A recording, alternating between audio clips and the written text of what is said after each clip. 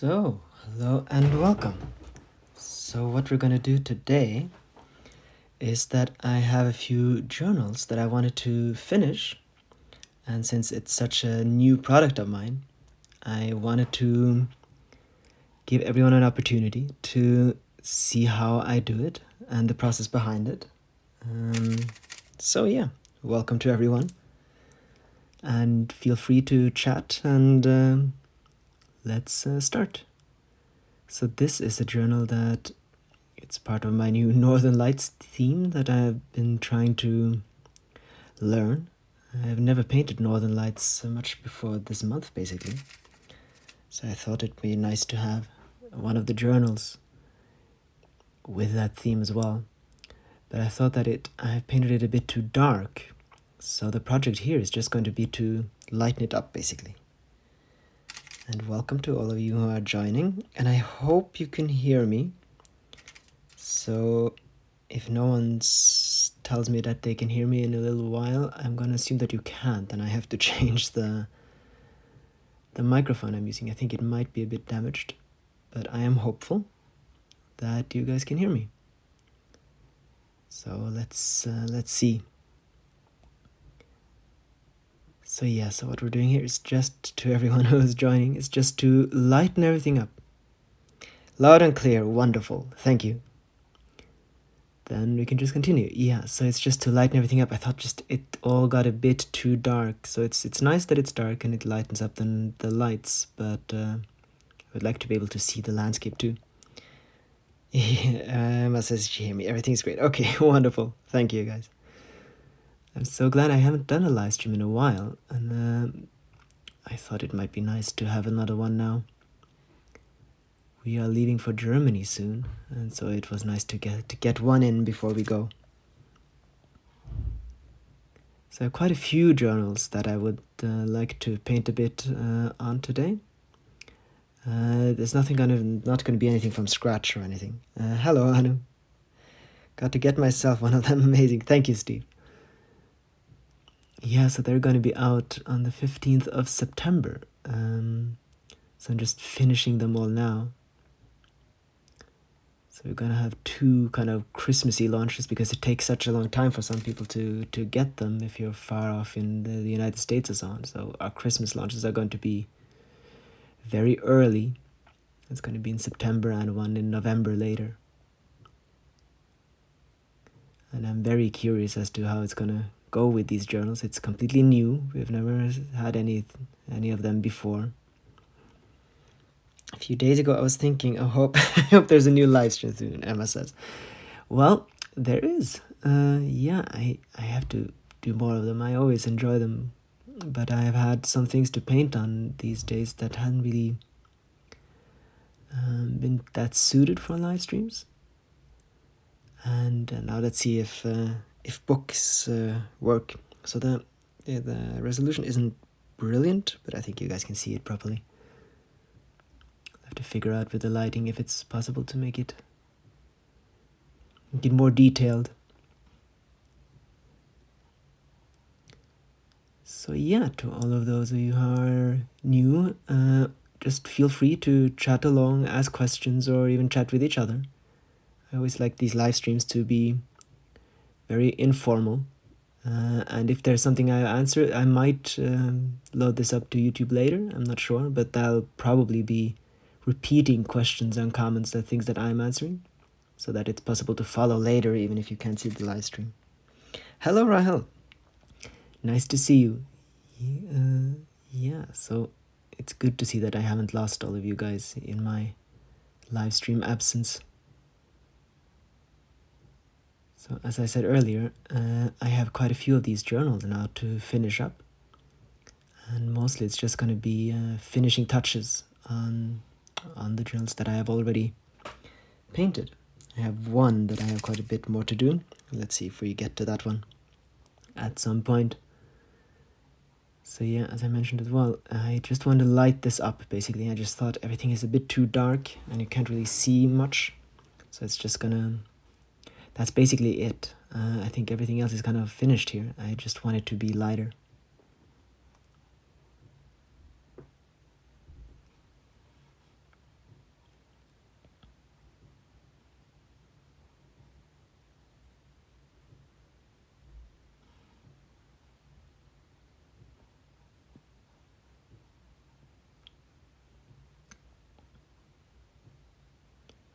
And I think I got all of the seasons in. I have 15 journals are going to be available in September. And I think I got the variety pretty well down. So it's going to be interesting to show you guys the different kinds of journals that I've been painting. So I wanted there to be a wide variety of different ones. I'd be afraid to write in this, I think, but I'm in love with the full moon one. Yeah, well, actually, the wonderful thing about these journals is that the pages it's actually a ring binder. So you can take them out. So you can actually keep this journal as long as you want to. How many are going to be available? Hi, Kala. Nice to see you here. And hello, Alistair. It's been a long time since... Yeah, it has. So 15 journals are going to be available this September. And then more are going to be available, I think, in November again. Yeah, there you go.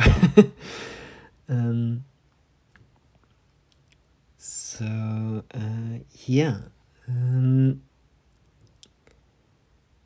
Yeah, so it's a ring binder. So you can take the pages out. So even if you fill the journal, you can then just get new pages and keep on using it. So you're not actually going to use it up. I thought about that because it's an actual oil painting on the cover.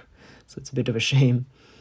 But the fact that it's a ring binder makes it much more possible to just use it and write in it and keep using it, even if it's nominally full.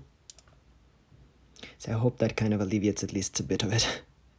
I think it's so cool you actually started painting books. I love this idea. Thank you, Sims. Yeah, I've been wanting to do this for a while, but I thought about leather first, and or fake leather, and it would take months for it to dry. So this is actually wood. It's made by a little family fur in the Ukraine, and it's actually a wood cover, and I just love that. And it's much better to paint on, and that really made it possible. Hello from France, by the way. Journals look amazing. Thank you. Yeah, the reusing part. Yeah, so I think that's really good. Thank you, Emma. Yeah, she says it's good that you can change the pages. Yeah, that's so important. I didn't really consider that until I just saw the book and realized that you can take the pages out. And now, of course, I see how important that is. Hello from the Netherlands, Tesla. Hello to you. Thank you.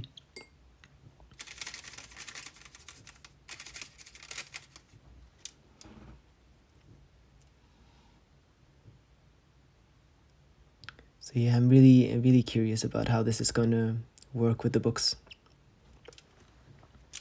Probably going to be a bit more expensive than a usual Christmas present for someone else, but I'm going to be very interested to see how they're going to be used. The pages are blank, so they can be used as sketchbooks or notebooks, so it's very free. Hello from the Czech Republic. Beautiful. Thank you. From Petra. And for those of you who keep requesting to be in the live video, I hope you know what you're doing. If suddenly I press that, you will find yourself being filmed in the video, just as a warning. Hello, Traditional. Yeah, I thought it was really nice to have a live painting session again. It's very different to kind of be able to, well, I talk and you guys can write. But I have noticed that those of you I know from these live sessions, I know much better than if they've just been writing, if someone's just been writing a direct DM or something like that. I really like this. It's a way to get to know you all. Hello from Greece. That's beautiful. Thank you. Great, Pacha says. Would it be possible to get the pages from your shop? All right, if you want to change. Yeah, I'm sure we can. Well, that's... So okay, I'll have to figure that out. I will figure that out, and we will put it in the description how you can get the pages. I'm sure you can either get it from where we bought the book, and otherwise I will figure out and we'll put the link down there so that it's possible. I think it's going to be a bit difficult for us to actually send out the pages, but we will find a place where it's easy to order and get the sizes and so on. Hello to Cute Animal Stones. Welcome to the stream. Yeah, so we'll figure that out. That's actually very good of you to say, to mention. And there are a lot of pages, but I am sure that a lot of people write quite quickly and quite a lot. So we'll figure out a way to do that so that it's not too much of a hassle to get the new pages.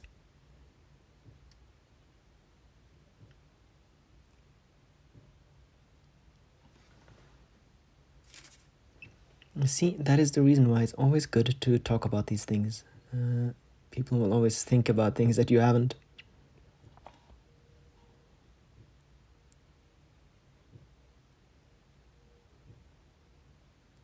And yeah, quite a few of the books are of course autumn books. But yeah, I think there are 3 winter books. Yeah, 2 or 3 autumn ones. This is awesome. Thank you, Earth. And hi to Insta. Maybe send a supply with the book as well. Well, then we would have to order it and we won't get it in time. But not a bad idea in general. So the next time we order, we should probably do that. That is a good idea. So yeah, I think that's because they're not going to be very cheap. So to send 1 or 2 rows of pages would be a good thing. We could send that for free, so that you can replace them. That is a good idea. That is absolutely a very good idea. So obviously from the Ukraine, it does take a little while to get here. So I'm not sure, because we're going to leave now for Germany to visit Lena's family only in a few days actually. But we'll see what we can get done.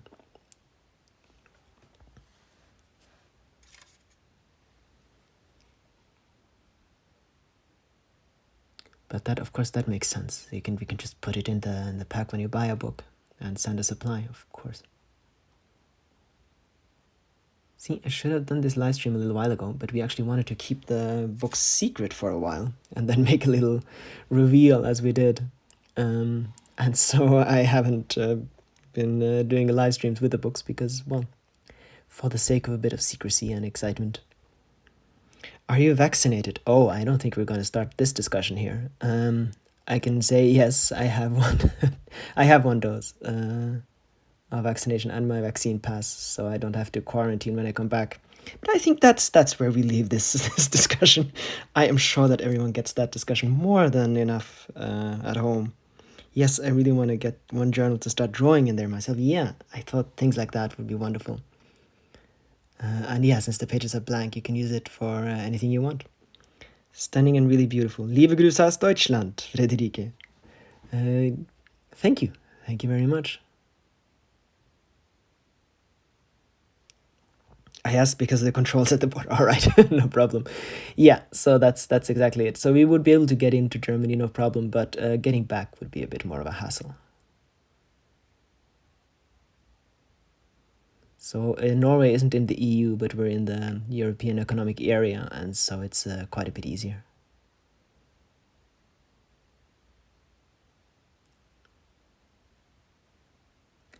And I didn't necessarily think that you were going to try to start something, but you never know in these in these times. Lots of opinions out there. But yeah, so I think it's all gonna be all right.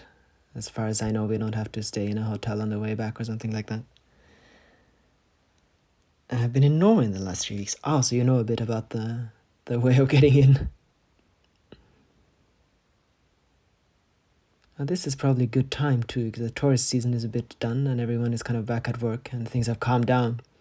We live in a little touristy town here, and it really fills up completely during the summer months, and then now it's completely empty again. No rules in Norway, but very strict to get. Yes, that's exactly. Where will you leave a dog when you go to Germany? Yeah, we will leave it in a place called Dream Valley, where we met each other actually.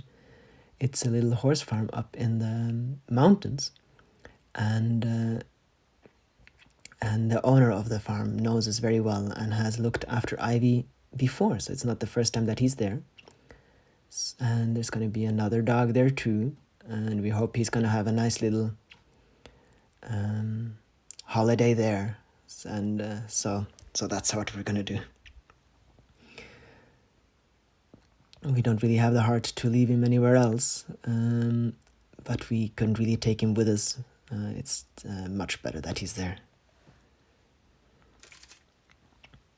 But it's going to be hard to leave him. Hopefully, where he stays, they can kind of stuff a bit of food down him when we leave, so he kind of forgets it. Well, yeah, it's going to be the first time in a very long time that I've been away from him, actually. And welcome to all of you that are joining. So to everyone who hasn't heard this, I am painting on, obviously, it's a journal, the latest project for our store. And I'm going to have quite a few of these to do today and to kind of do the finishing touches on them. And yeah, to repeat that again, I am basically just lightening it up. And the only little thing that annoys me is that it is actually more detailed than you guys can see right now. It has something to do with the light, I think. How has August been for you? It's been good. It's been a lot of work because I am preparing for our Christmas openings. Since we are moving in November, I won't have time to paint then. And I have to get everything done now. I mean, the Christmas sales are the busiest time for us. So I'm trying to get everything done. And now we're going to Germany for a bit more than a week or two. So I've been desperately trying to get everything done. So it's been busy.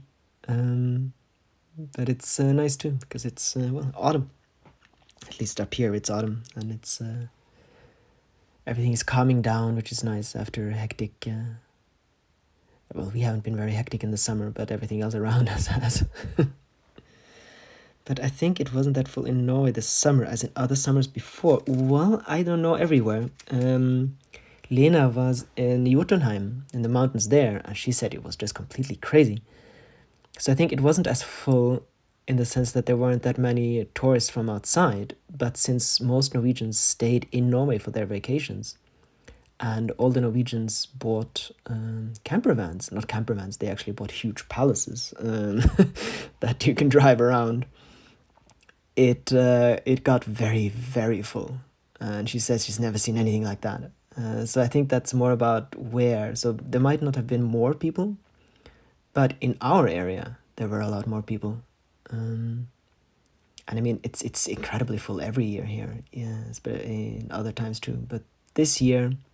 well, Norwegians kind of stayed mostly in Norway, and that kind of made it crazy here. We live in Hemsedal, which is one of the kind of vacation areas for Norwegians too, that want to get into the mountains, but it's still possible to get here from the city, and yeah, that's kind of the result. Yeah, they have huge campers, enormous campers here. The nice little German ones are much cuter, but the Norwegians, when they buy a camper, my god. Are you ready to move to a new place? Yes, we are very, very ready. What kind of movies do you like? So I like movies that take me into another world. So I really like the fantasy movies and the huge epic movies.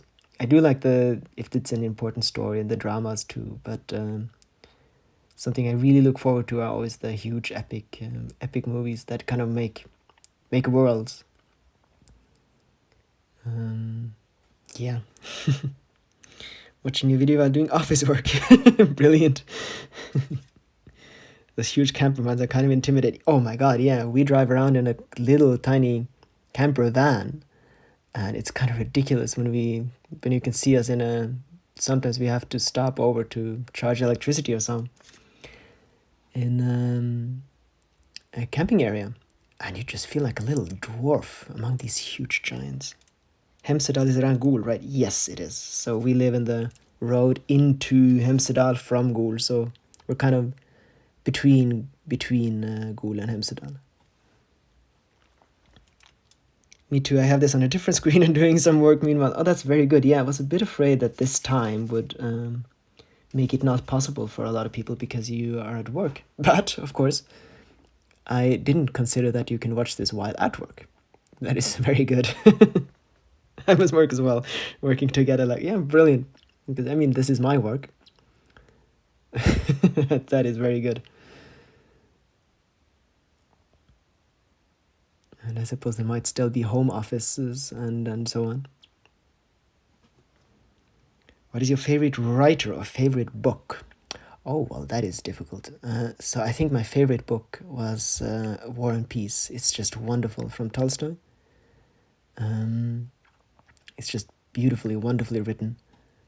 And I love the fantasy books. I have to admit, I love Harry Potter and Lord of the Rings and so on.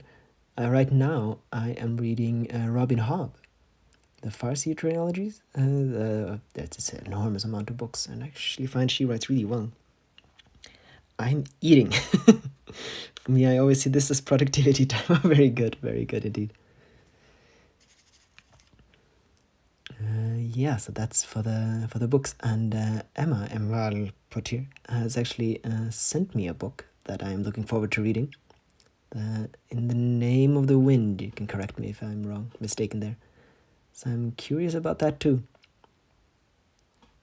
And the Robin Hobb novels, I can really recommend her. She really writes really well, and it's a huge world that you can delve into, and I always like that. And I can really recommend War and Peace. It always seems daunting to begin something like that, and especially with its reputation, but it's much nicer and easier to read than you'd think. And you can always skip the huge diatribes on Napoleon.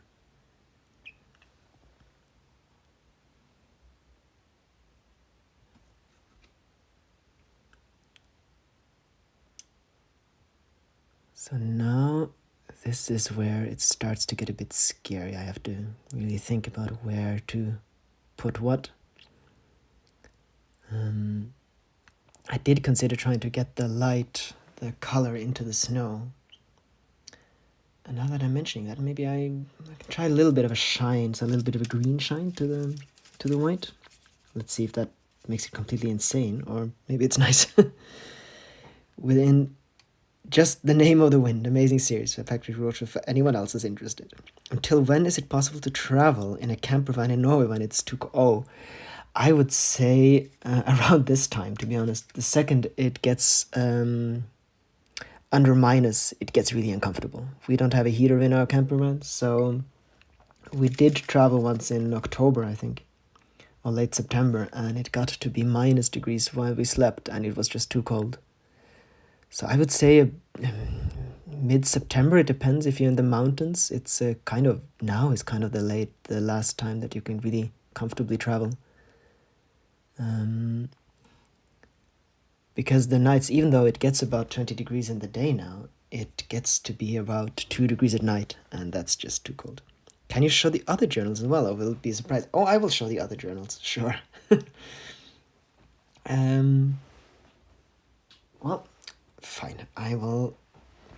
I'll take you guys with me. I'll just show them fast, so that it'll be a bit of a surprise still. But here we have them. We have one that I still have to paint. Here we have the paintings. And here we have the books that I'm going to be painting on today. And the other book that I showed in my post, that is, and 2 other books, but they are already in post, so you guys can see them there. And you have the first snow in October. Yes, exactly. Let's see if I can get the battery. There we are. So there you got a sneak peek on the journals.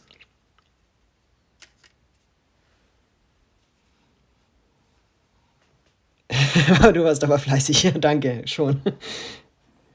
You're so talented. Thank you very much.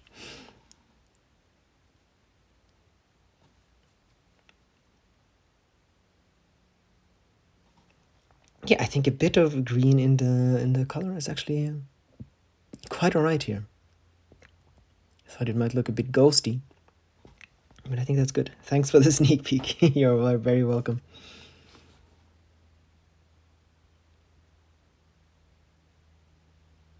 Yeah, it's been fun, and so there are lots of different things that I would like to do with the books. So that's not going to be a one-time thing. That's something I'm going to continue. How can you protect the painting cover of the book? So I varnish it in a very, very thick layer of varnish. So you should be able to spill water on it and wash it and so on without any problem. So I think it's going to be quite well protected. The talismans I do in the same way, and I've already had people that swam with them and so on. So it's oil painting and then varnished really, really well, and that should protect it. Of course, there are limits. I mean, you can't really do kind of like dissolvents on it and so on. But I think I think they'll hold really well.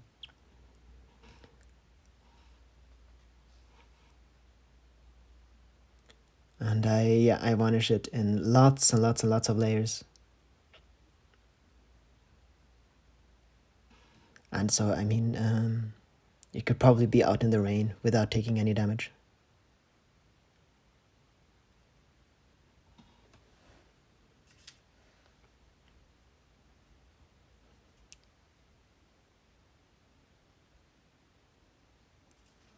Keep thinking about the Hunger Games now. Maybe the odds. Will there be a fight for these books in the shops? Well, I'd have considered that. So I think they're going to be quite expensive. So I think there's not in the same way that there were for the cups sometimes.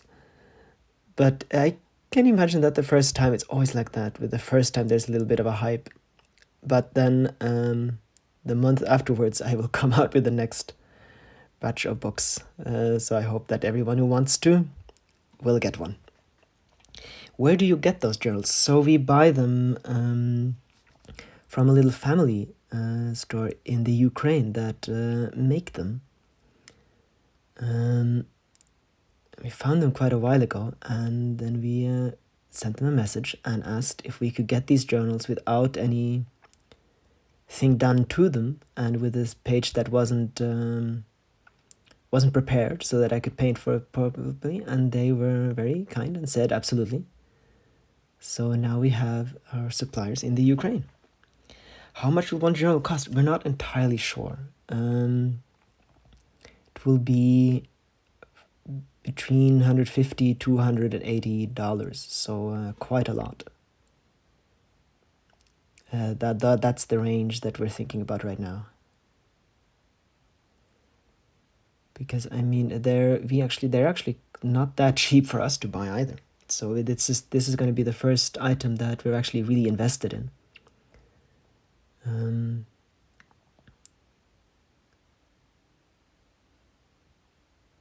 So that's going to be very interesting to see if there's any appetite for such prices. But I kind of have to take that because it's quite a lot of work to paint them.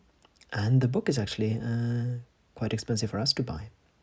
But we didn't want to buy some cheap books and then paint them and sell them. We really wanted this one to be a proper quality, especially because you can actually keep this for years and years with the pages being exchangeable. Sold. Well, okay, then I'm always very nervous about prices. But very good. Yeah, so everyone who would like to know when they come out, it's about the 15th of September. And if you sign up to our newsletter, you'll get a little mail when they're out. But Emma's probably right. There might be a little bit of a fight. So those journals are handmade as well. Yes, they are. So every stage here is... So I'm not entirely sure how they do it, but it is handmade. But they probably have some machinery to help them along, but yeah. Yeah, as a little family firm in the Ukraine.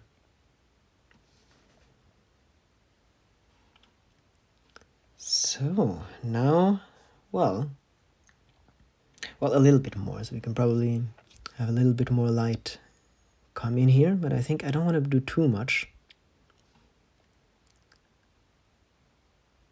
And I think we're going to start moving on to another one.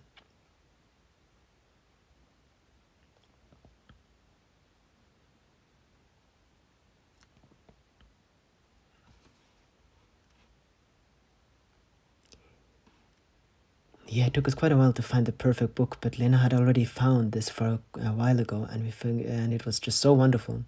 She bought it as a journal, and we figured that those are the ones. I'm really in love with your art, but didn't buy anything yet. That's quite all right. That is very, very much okay. I very much appreciate just that it's being seen, you know. And I know our prices are quite expensive, so you are under no obligation to buy anything at all. And I'm preparing talismans for this launch too. At least that's a bit cheaper, so that there are different things for everyone.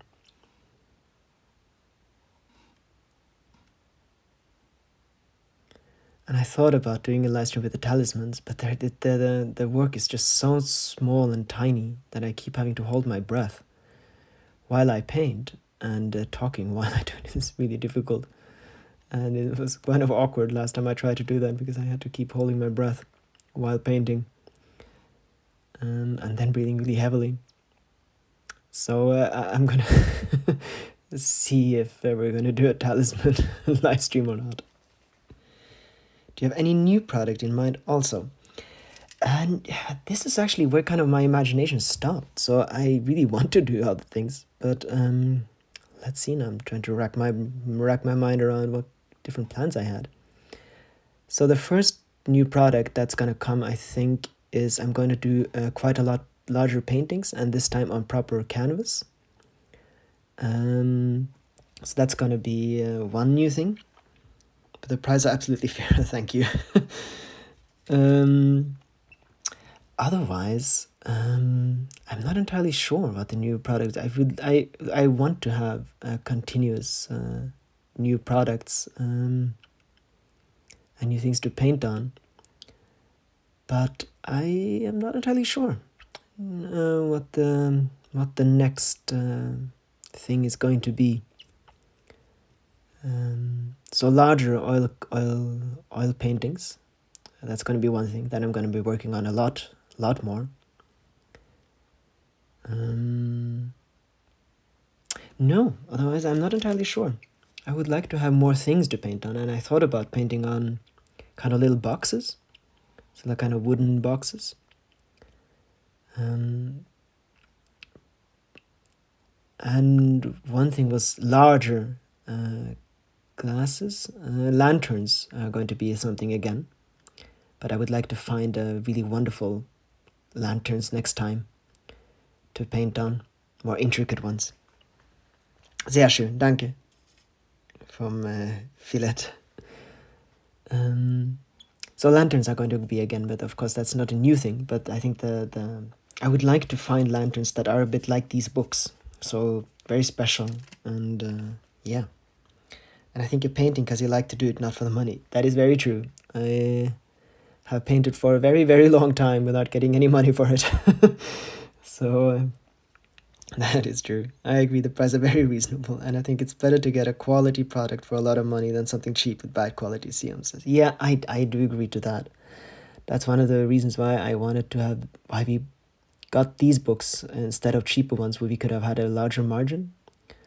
So we could have had the same prices and gotten more back, but I just really wanted the product to be of proper quality. And that's what I'm thinking about with the new lanterns too. I want to find some lanterns that are really, really of good quality. And even though they're going to be expensive for us to buy too, that's really something that both me and Lena really want to do, because there are more than enough projects in this world that are cheap and you can just buy and throw away. And we would like to, well, not be a part of that, to make things that are actually durable and that you can really enjoy. All right, I should probably make some shadows back into it, and then I think we're gonna switch over to one of the other books. And it's really nice to see that so many of you guys are still with me here. And I'm going to repeat this. I know that some people are not entirely sure. So if you request to be in the video, that actually means that you would suddenly be in the video, just as a warning. Which brand of colors do you use? I use quite a lot of different ones. A lot of them I just have, and then they are kind of just generic ones, but I prefer Rembrandt, and Old Holland is really the one I really love. but they are ridiculously expensive, so I keep those for the detail work. And I have some Van Gogh, and I have some of the cheaper quality that you kind of get in starter packs. So if I have it, I'll use it if I like the color. But yeah, so Old Holland is the one that I really like.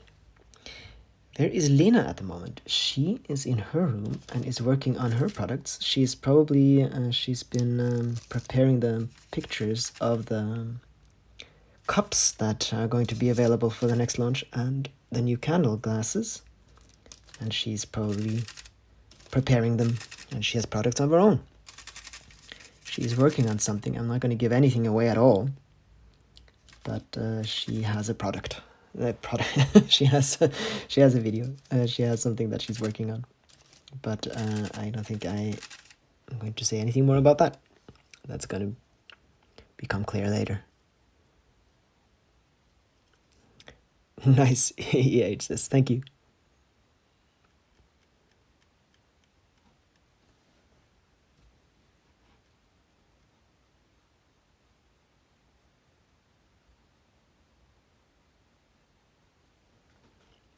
I think the photo shoots. Yeah, so we did that yesterday. Yeah, so Elena obviously does all the photography for us. So greetings to her. Well, I will extend your greetings to her.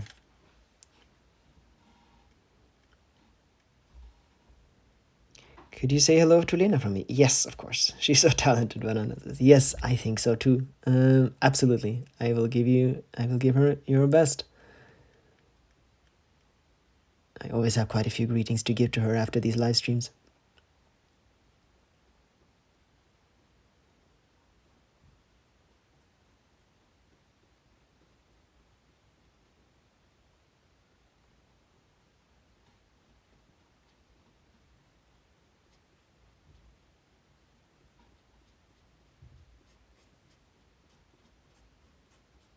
Yes, as you can see, I have put tape on top of this entire book, so that's why it kind of looks a bit odd.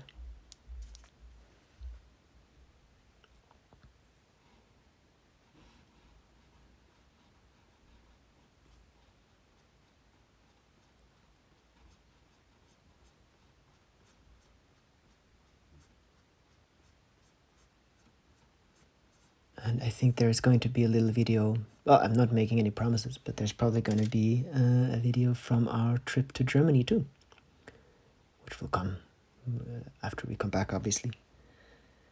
I hope you will keep doing the lives in the autumn time as well. Yes, I will. I will have lots to do then too. And I thought I wanted to do a live when I paint on the cups, because that's, I think, is going to be quite fun to show you guys. And I haven't done that yet. And I think they have been getting better. I'm really excited for this launch. I have some cups that I'm really excited about, and I'll take you guys with me for one of when I paint the next one. Hello, Asa, and welcome to the stream.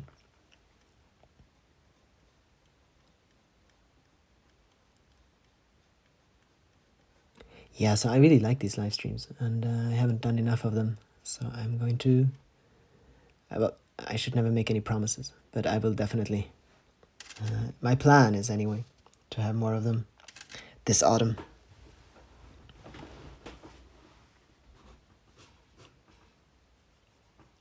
And even while we're moving, I'm going to be painting. I have to continue painting the second we arrive, basically.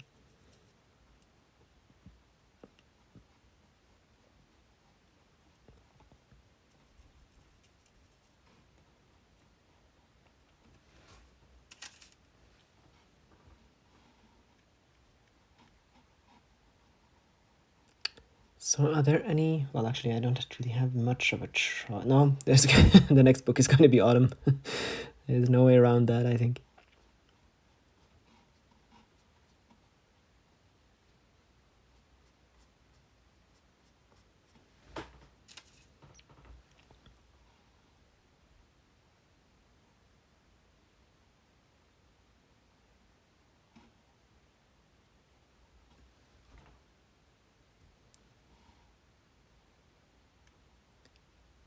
And yeah, and I think you have seen that probably in one of my posts. I have a Northern Light cup now too.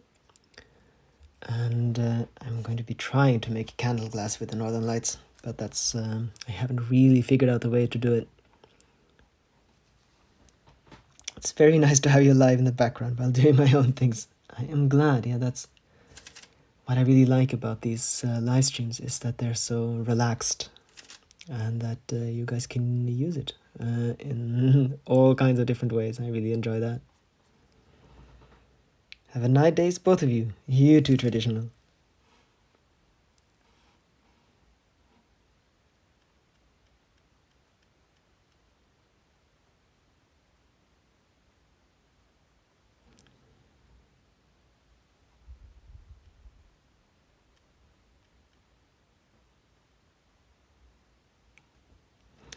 I think it's good when someone knows their worth. Prices should represent that. Lots of people underestimate themselves.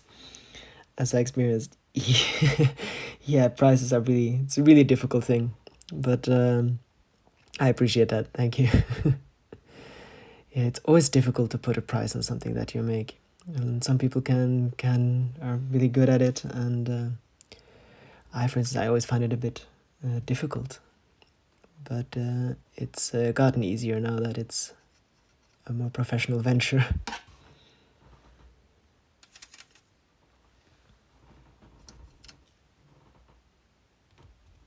Remember the times when I wasn't professional and someone would ask me what something could cost, and I kind of froze every time. Is it possible to meet you when I'm in Norway? Well, I am afraid that since we actually have quite a lot of people that follow us, we kind of keep ourselves a bit private. I hope you understand that. At some point, my hope is to have an actual store. So an actual shop where you can come, and when that is up and running, then there's a place that you can actually come and meet me. So I think that's going to have to be the answer. If we started opening up our doors, we would probably not have a very calm life in the countryside anymore. I heard Jenna Yinton talk about this as well. That's difficult to put a price on a piece of art. Oh, yeah. Yeah, so it's not that we don't want to meet you guys, but we'll have to figure out a way where that becomes more natural. And since we're both a bit reclusive, and there's a reason why we are up here in the mountains, far away from everyone, I think that's gonna have to be the answer for now. But when I have that store, things are going to be different.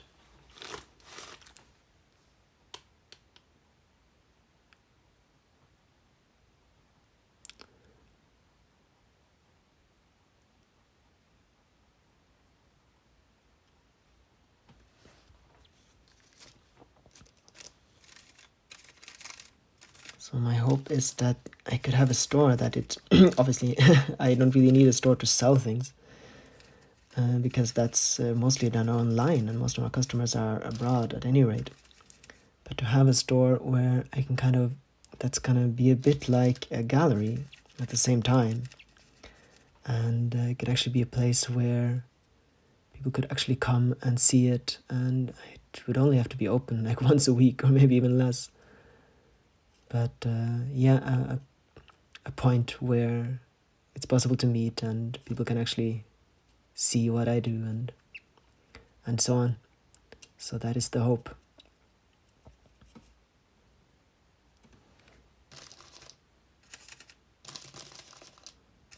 And I think especially for those times when I'm going to be making much larger oil paintings, I think if you would like to buy something like that, it's always good to be able to see it.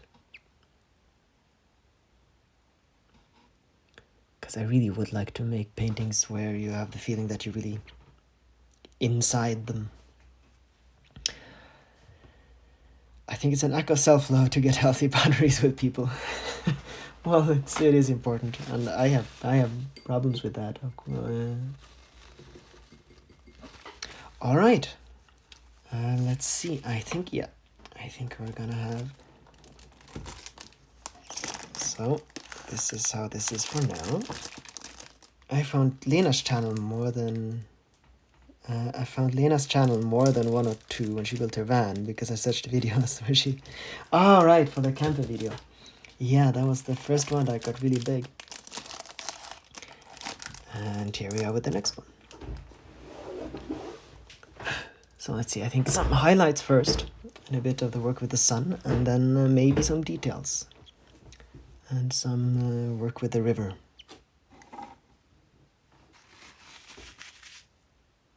Now that I'm thinking about it, I might... Yeah, well, let's do this one. And then I have a few other ones too.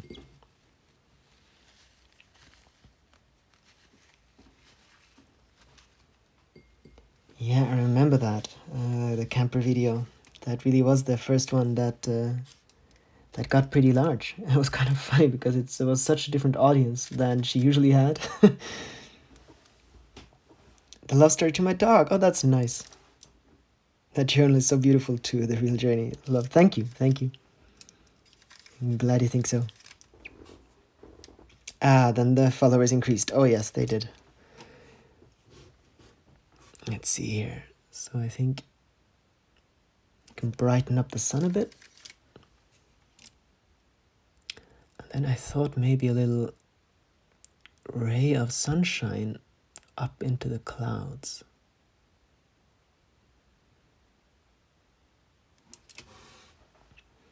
Yeah, she had like 5,000. And then it's suddenly, yeah, and then with why I moved to Norway, it shot up really, really quickly. Yeah, it's been quite a journey this year. It's strange to think that it's not that long ago. I found her over Life in Norway videos. For me, it was why I moved to Norway. Ah, yes.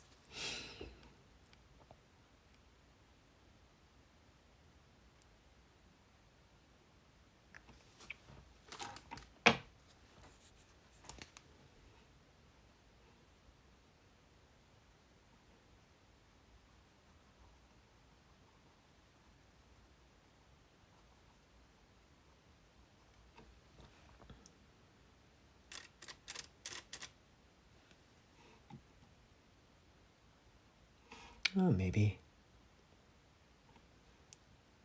Did she already make videos when you could be? Yes, she did. So that's, we came together not that long ago. I mean, she's been making videos since she was 12. So she started with horse videos because she's done a lot of work with horses. And her first YouTube channel was actually about that. So this is her second YouTube channel. And I mean, she's made all kinds of different videos. She started really, really young and has just continued. And then I still find it crazy sometimes to see what she accomplished and realized we're the same age. And then many things changed in your lives. Yes, it did. It really did. And it made the store possible and everything too. Because that kind of reach is really what makes it possible.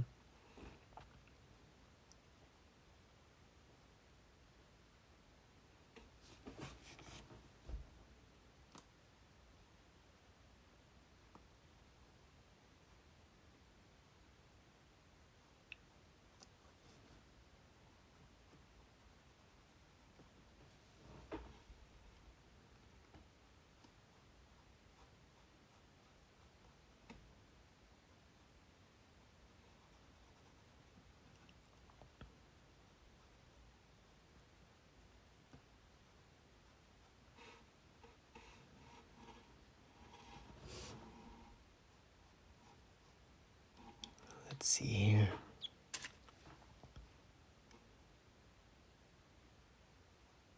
Yeah, I think it's nice to have some of the paintings a bit more, I don't know if this is an English word, bombastic, a bit more. Sometimes it can seem a little bit kitsch, but I really like the dramatic sceneries. And every now and again I allow myself to do this. Every journey is unique and different. Age is not important at all. That's very true. Hey bro, See you after a long time. Yes, hi Prana. Yeah, I haven't been doing live streams in a while. I am glad that so many of you found back to me anyway, and that I haven't lost you guys.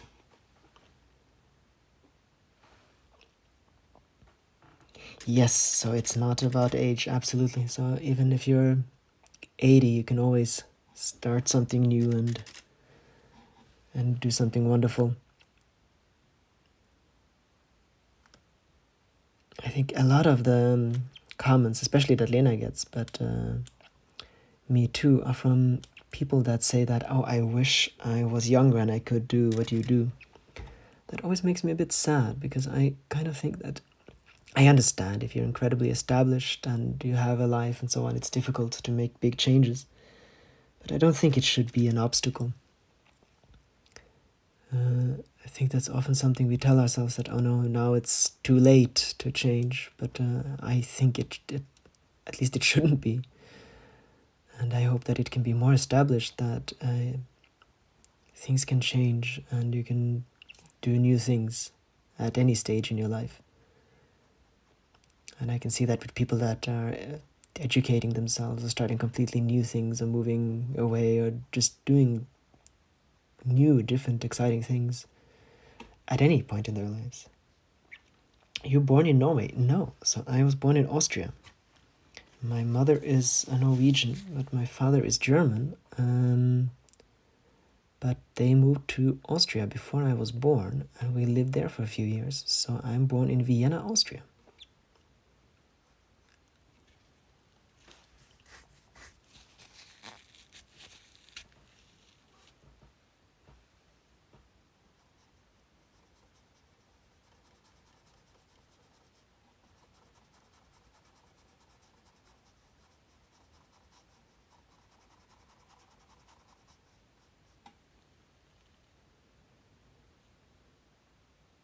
The only obstacle is in the mind.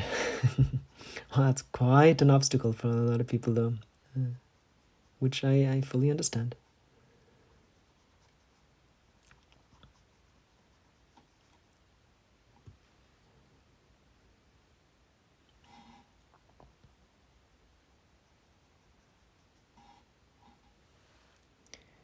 Do you miss Vienna? Well, I haven't. I don't have any memories from Vienna itself. We moved outside of Vienna to a little village when I was about one. And then we lived there for a few years. But we moved to Norway when I was 4, so I don't remember much. I miss the late evening thunderstorms and things like that. But mostly, we then moved to a wonderful, wonderful area in the foothills around Oslo in the middle of the forest. So that's kind of what I remember as growing up.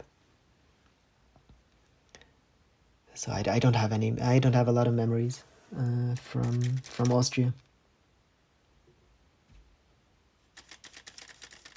It was a lovely little village called Wolfpassing where we lived. I think most of my memories there are probably the memories that I have when we visited.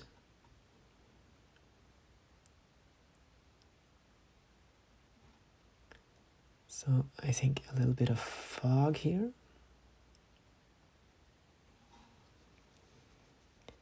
Do you know the time where you're born? Look, birth chart astrology. Can understand if you don't want to share that. Well, I would share it if I knew. I have no idea. I think it was sometime in the evening.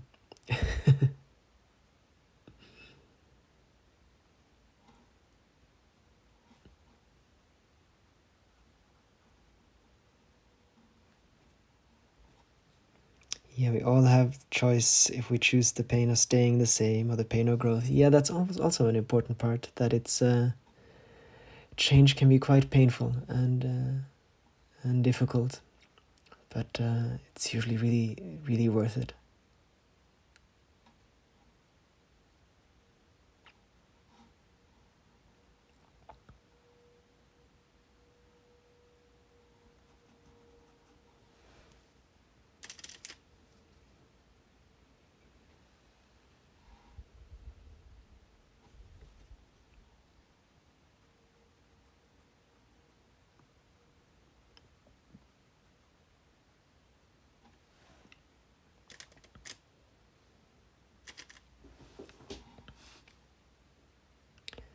So yeah, I thought some small little fog banks here. So this painting was a bit of a new experiment. I haven't really done, so a lot of the paintings I do are kind of based on things I've done before. So you'll often see things kind of, I don't copy my own work, but I kind of learn from it, and I have different landscapes that I've kind of know. But this one is completely new, and it's always interesting and more challenging to start a new one. I can't wait to hear Ian Culler's podcast. Yeah, that's going to be exciting. So I was really happy with that podcast interview and what Culler made of it. And I think it's the 31st of August. It's going to be available to everyone. He has it on his Nebula now. But I will be announcing it and into the wider world once it's available on Spotify. And that should be, the 31st of August, I think he told me. It was a really, really nice experience. It was the first podcast I've been a part of. And it was really a lot of fun.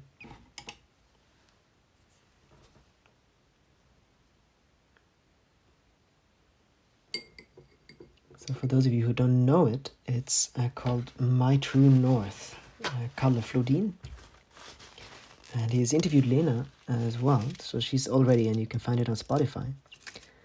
And that one you can listen to already. And the podcast about me, that's going to be, so the 31st, I think, of August.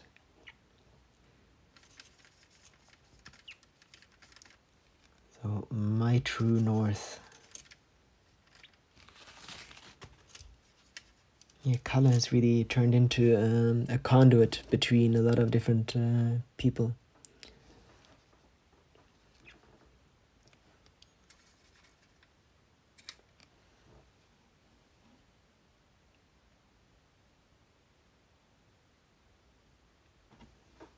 Let's see, that brush didn't work at all.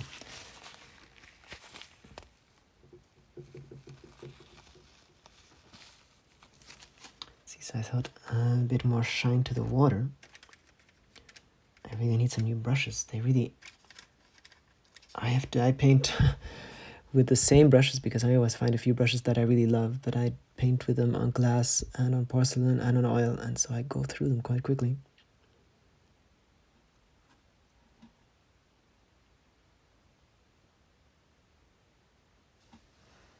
Beautiful, thank you.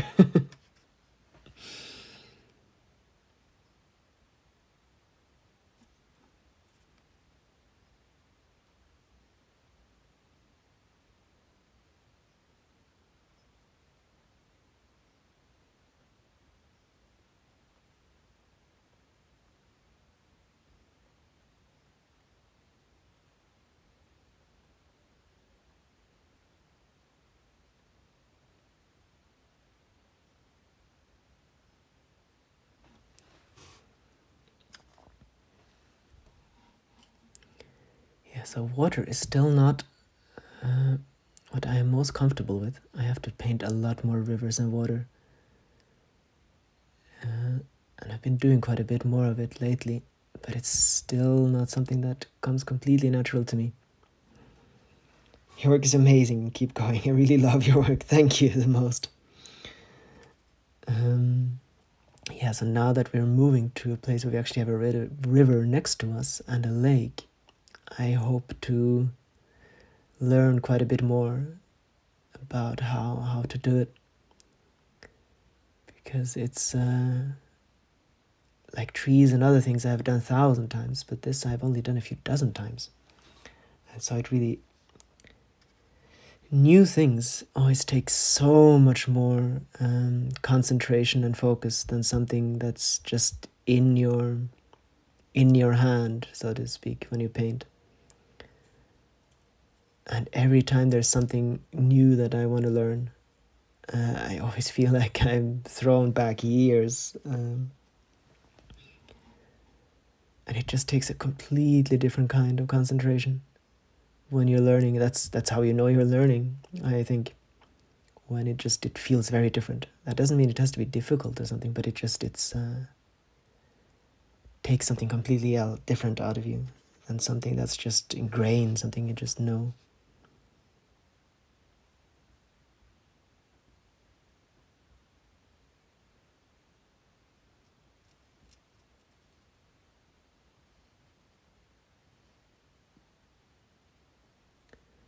the more I paint rivers and water, the more I enjoy it. And so I think there are going to be a lot more river and water themed paintings coming.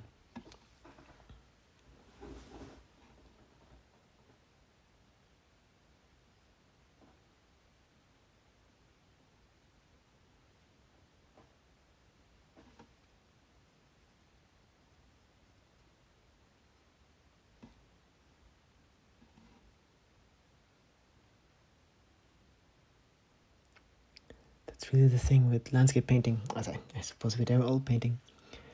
But it's just, there's so much to learn. There's just basically an infinite amount of different things that I would like to learn and paint. I appreciate that you feel comfortable to be silent as well. World, always just an extra. Just wanted to bring it. Yeah, I can't speak the entire time necessarily.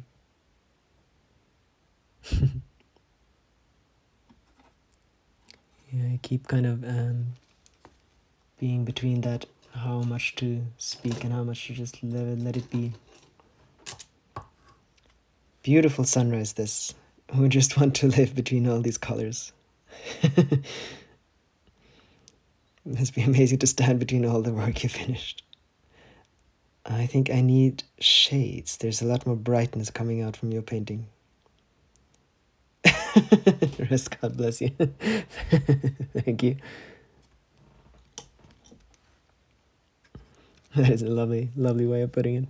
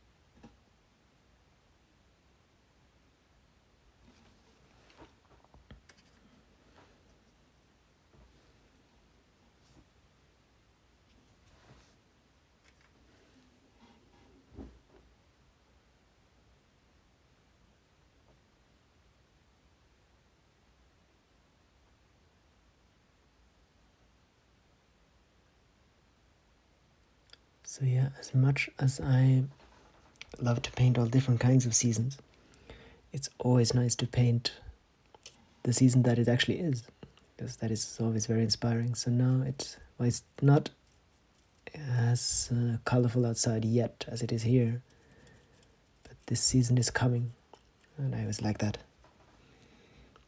When was the first time you could call yourself an artist? Well, that is an interesting question, because of course, what is an artist? In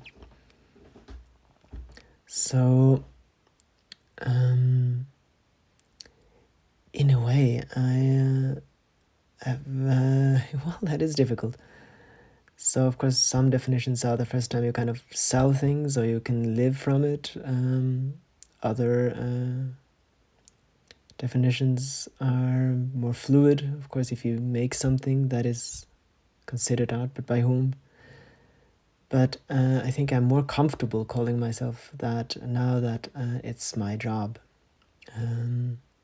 So while I studied and made paintings, I still didn't call myself an artist.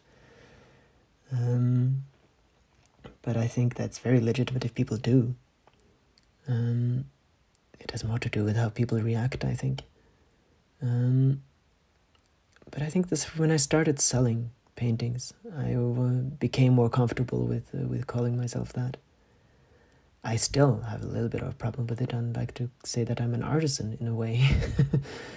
But I think, I started to be able to live from it, 1 year ago only. But I did kind of consider myself an artist before that, because that was what I did. That was what I did full time. But it came and went. I love the water elements in your paintings. You give a different kind of depth. That's good. That's good to know. Thank you. Yeah, I think so too. They kind of do the work of drawing you in. Can you see yourself teaching art? Well, that is difficult to. Well, I mean, the short answer is probably yes, but not in an art school. So what I would like to do is to create a possibility, probably when I'm much, much older than I am now, but to create a possibility for people to be able to learn this way of painting that I do. And I would like to assist in that. The way that art is taught these days, I'm not to take anything away from it. I'm sure that there are wonderful things to be learned. But I think if I were to be something, it would be more to try to pass it on and to facilitate learning instead of being a teacher. So what I would really like to is to make it possible for people to learn, and then to kind of guide it along, to have that possibility of what that I would have liked to have. And I know that what I wouldn't have liked is the traditional way of learning, but more that it being facilitated, that you can actually spend time on it, that you can learn, that you can find someone to ask if there's something you would like to know. But yeah, so in a way, have you studied at a university? I have studied at quite a lot of universities. I have studied political science at 4 different universities. So I studied in Australia, and I studied in the University of Western Australia. I studied in the University of Heidelberg. I studied in the Arctic University of Tromsø, and I have studied at the University of Oslo. And of course, none of that had anything to do with painting, sadly, I suppose. But I did not finish. The second I realized that I can live from painting, I quit, and I haven't looked back. I think everyone is an artist who creates something from the heart, but people usually want labels to know who you are. It's a hard question. Yeah, I agree. So I think really an artist, in the way that we understand it, it's really something that you have to figure out yourself if you are, and it's not a clear label, because it means so much more, and anything can be an art. So in a way, an art form is, I think it's, in a way, it's an art form. It's a focus and a passion, and I think anything can be that.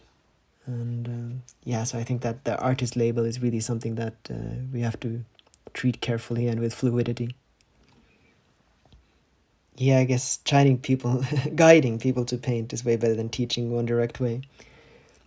At least I think so. I think there are people who would like to learn a specific way of painting. And I know especially, for instance, photorealists have a very specific way of painting, and you can learn that. But for instance, the way I paint and the way I would like for that to be passed on is it's different. It's more about learning what you like to do yourself and how to do it, and the way I learned too is something I would really like others to have an opportunity to do, because I learned by learning from myself, basically. It's a kind of more of progression, and learning from every time you paint to the next painting, instead of having a clear end goal in mind. It's just kind of to discover what you are able to do on the way, and that's just very different. And I would hope that a lot of the different things that we learn can be treated more like that. It's so important not to take the joy out of something like this by teaching it in the wrong way, at least. Yeah, it would just be a shame to teach people and then take away the enjoyment of it and the passion.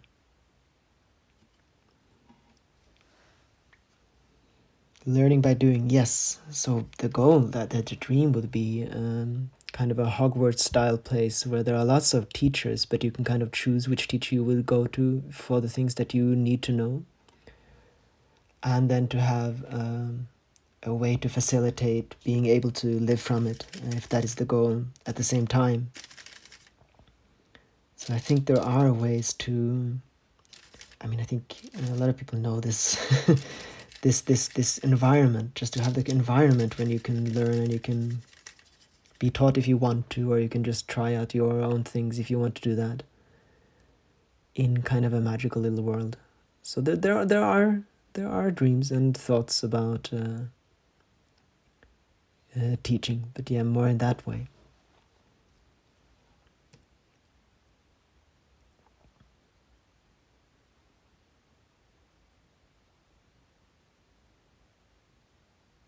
And for instance, I think a lot of the things that are wonderful to know when you want to learn, when you are painting, for instance, are just different techniques or different strokes, or how to work with the paint and so on, not necessarily to learn one specific way of painting.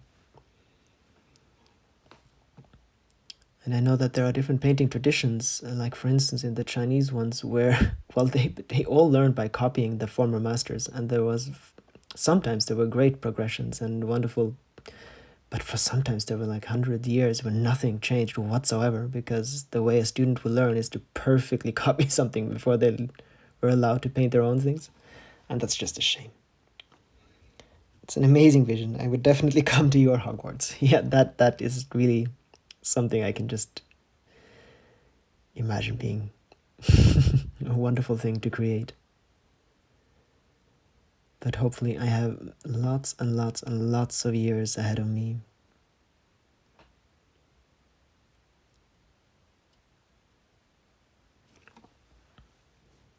I really like your views on things. It really resonates. Well, that's very good. I appreciate that. Thank you. Yeah, and I think there comes a natural kind of point in your life when you would like to give something on. And when that comes, that is what I imagine.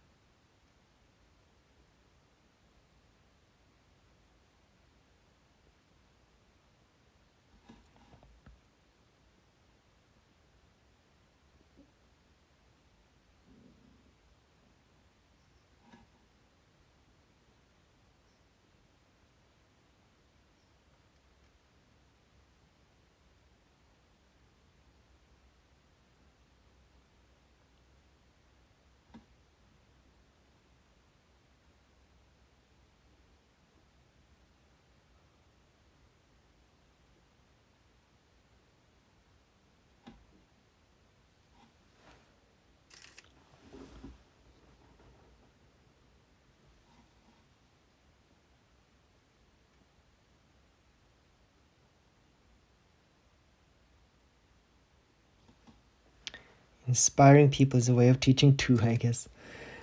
Oh, yes. Well, that is something both me and Lina would really like to be able to do, is just, inspiring others to create on their own.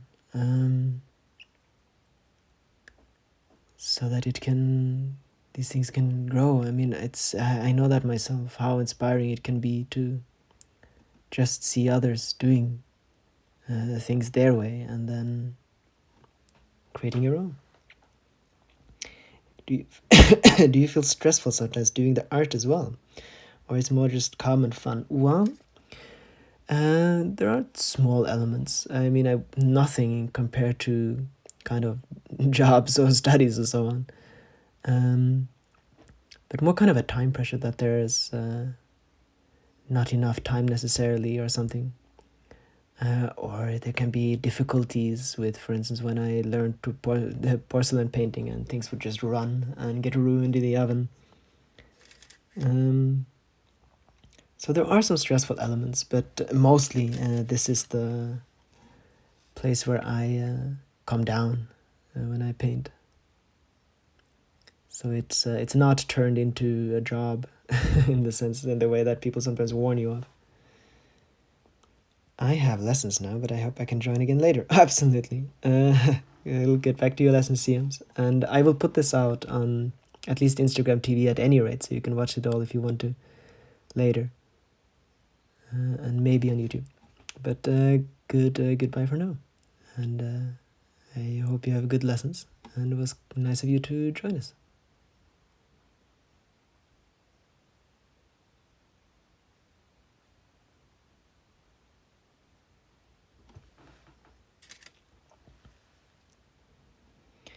Have you messed up your paintings? Oh, yes. Oh, absolutely. I have destroyed so many of my paintings.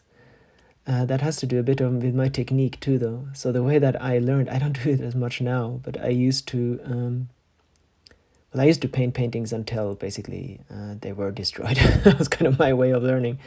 So I didn't finish a painting until years after I had started. I didn't finish a single one because I just continued painting. And eventually it just got all muddied, and I would always look back at how the painting used to be and kind of mourn. And then I do that sometimes still, I would just paint an entire layer of a color on top of the painting, which means that everything kind of goes far off into the background and you can kind of paint another layer on top, but it's really risky. And sometimes, for instance, the painting wouldn't be completely dry and I would just completely destroy it just in one brush stroke. And so many different ways I've destroyed my paintings. Creative learning. Oh yeah, definitely. So there are paintings I still mourn. But it's been incredibly valuable to not have too much reverence for my own paintings, to be able to learn and to risk things.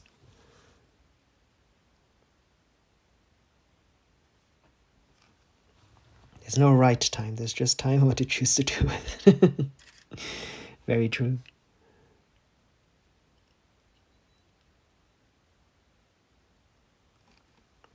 You and Lena are already inspiring others to create. At least you have inspired me to start creating, so thank you. You're both doing more than you think. Oh, thank you, that means a lot. It's really wonderful. It's always wonderful to hear that we have inspired people to do things and create and just be. So I appreciate that. Thank you.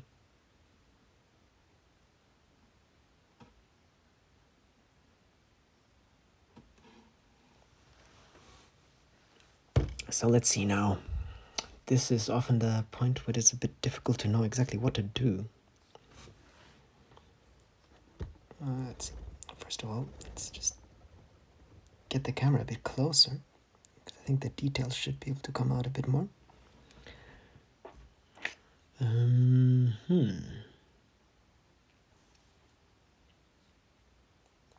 So now we have the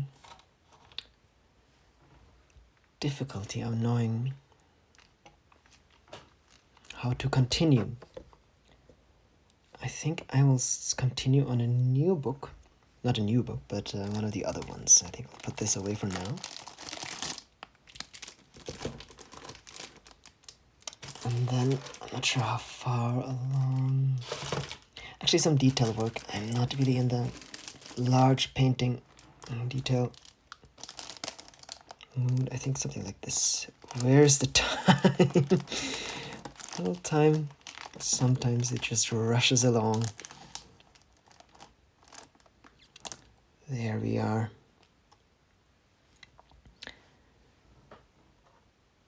So I think some work with the lake and some more highlights and maybe some snow. We'll see. Oh, it's already, wow, it's It's already gone 1.5 hours. I did have quite a bit of, lots of different things to do actually.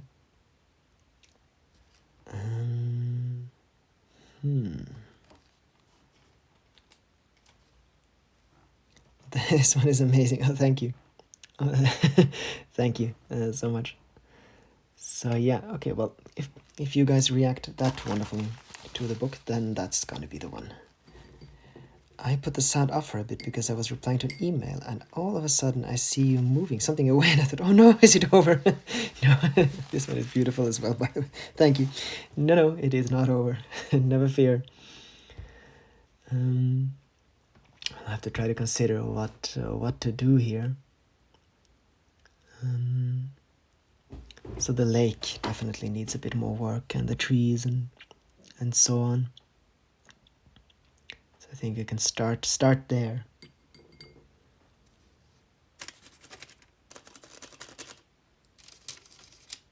It's always difficult. This lake is kind of completely still, but I still want some movements in it. Just do the shadows first, and then so do these shadows first, and then these lines can come afterwards.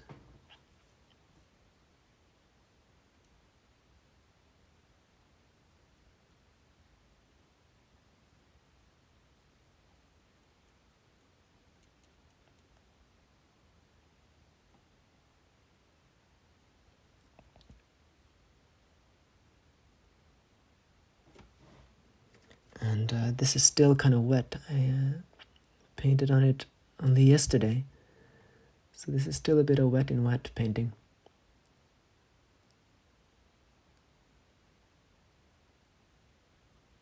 Which sometimes makes it easier and sometimes makes it more difficult.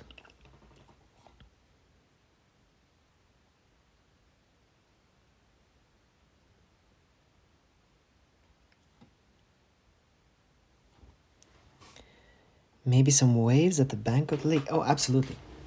Oh, I can do some of that now. So definitely, so there are going to be some waves. There are going to be some waves all along it, I think. I can do some of that just to get an idea of it. Then do the shadows again and then come back to it. But yeah, so what I thought...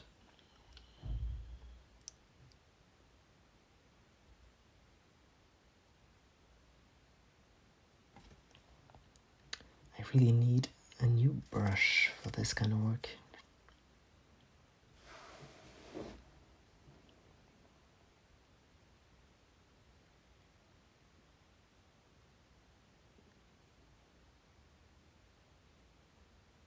And yes, it's for this kind of work that I often hold my breath.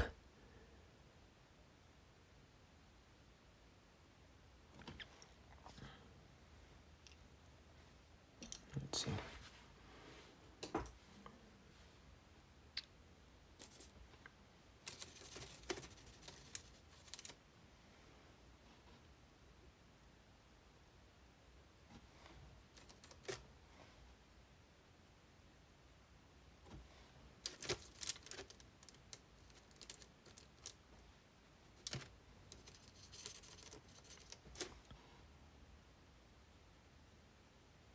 There, I messed up a bit.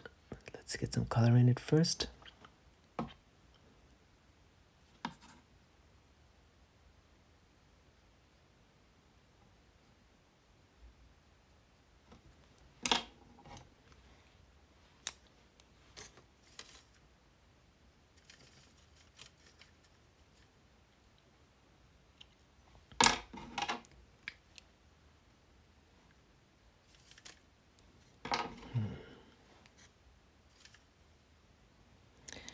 If your mind ever changes about painting animals, you can hide them in your paintings. Tail of a squirrel, the arrow of a fox. No, I think at this point, my mind will not change on that. The only thing, as I've said before, is that I might paint paintings where you can kind of see the traces of animals, especially beaver ponds or so, and or the landscape that they create. No, I'm afraid what you're going to have to do is you're going to have to buy a painting, and then you can paint in the animal yourself. know that I would not mind that at all. I would not consider that vandalism, but rather an extension of my own painting. Just as one candle lights thousands others, so can a heart illuminate thousands of other hearts. That is beautifully put. I really cling to that idea, that we can move so much more in this world than we think, and that the things that we do are so much more important than we can ever imagine because of the rippling effects it has in the lives of others. Oh, animal tracks. Well, no promises here. So in the snow, for instance, there could be animal tracks. I'm open to that. Moose tracks in a winter night, absolutely. The moose, no.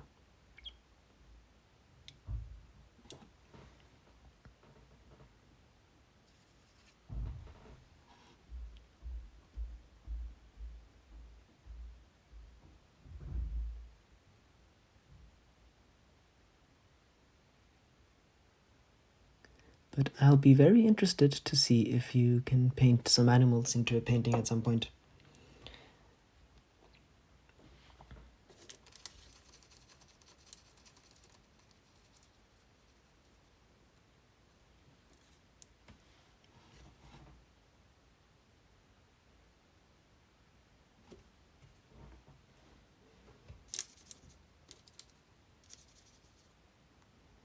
Do you know Chuck Black? No, I do not. I'm assuming he's a painter. I will take a look at him after the stream.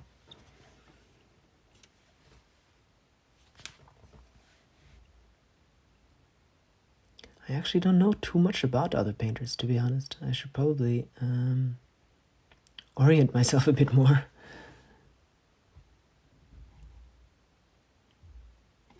I mostly follow the very old dead painters.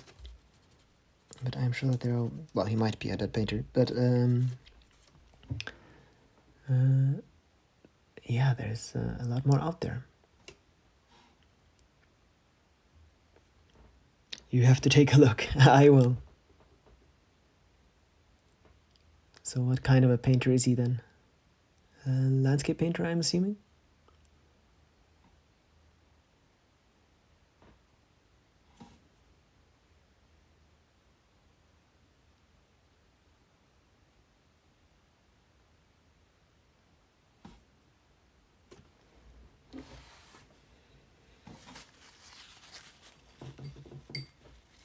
It's from the States and paint landscapes. I will take a look. I always enjoy seeing new painters. New in the sense that I didn't know them before. It's always interesting to see how other people solve the different tasks of landscape painting.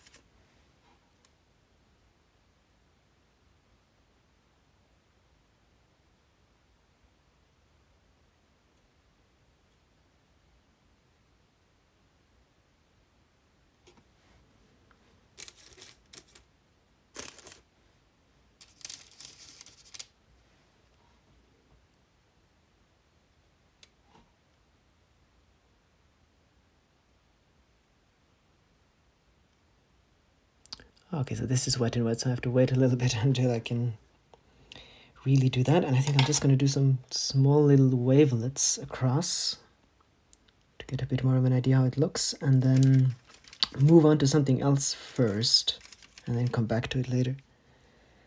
And he's so talented with lights from the sun. Never saw anything like before. Oh, well, I shall definitely take a look.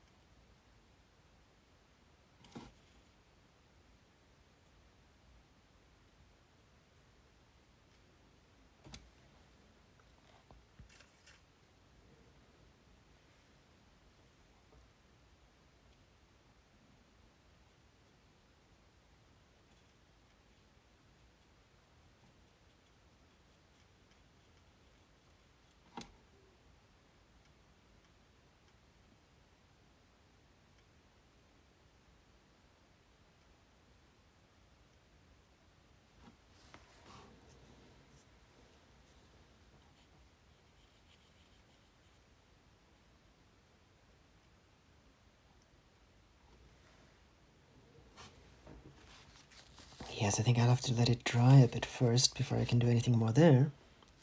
But now I think the highlights.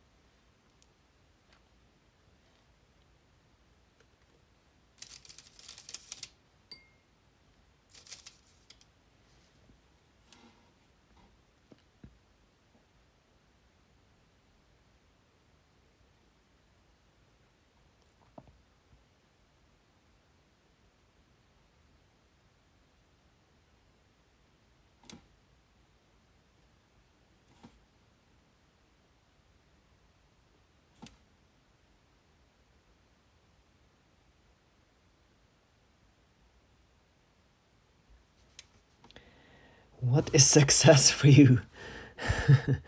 Well, that is a large question.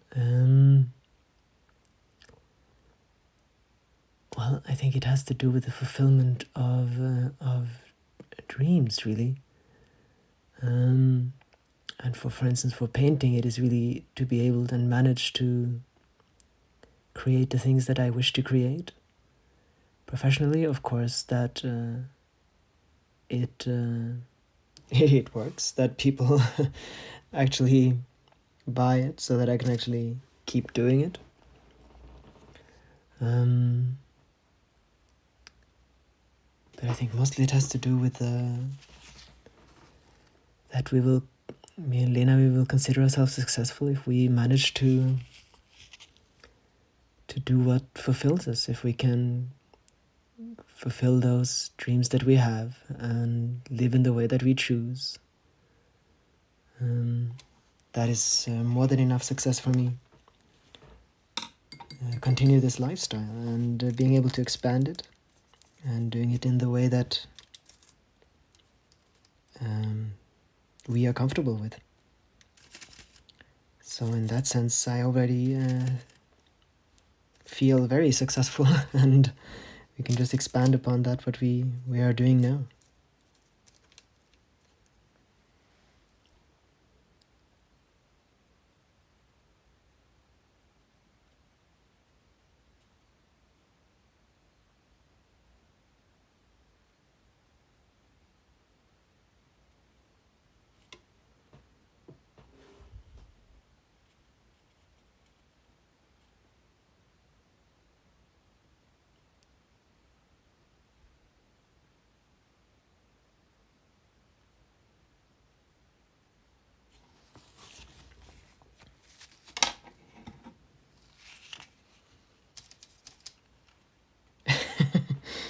You're very welcome. Thank you for the questions. I enjoy them.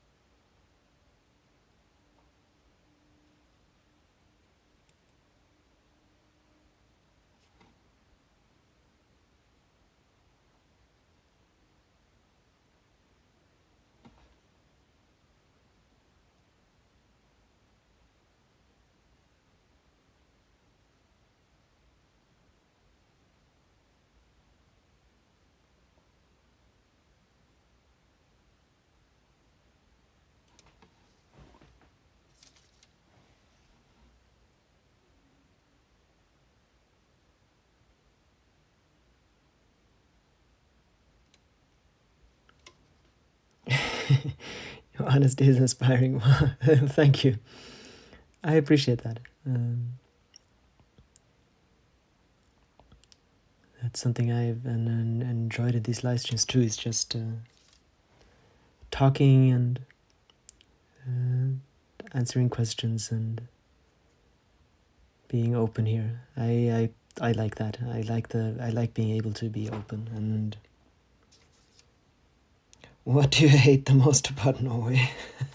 Or like, at least. Um, well,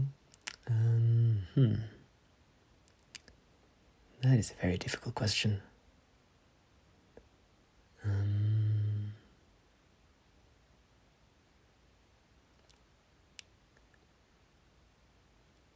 Well, there are things. I mean, I dislike the way that Norway is chopping down their forests, and often the way that the environment is treated. I think that's something that really gives me pain when I see how the forests are just chopped down in huge amounts.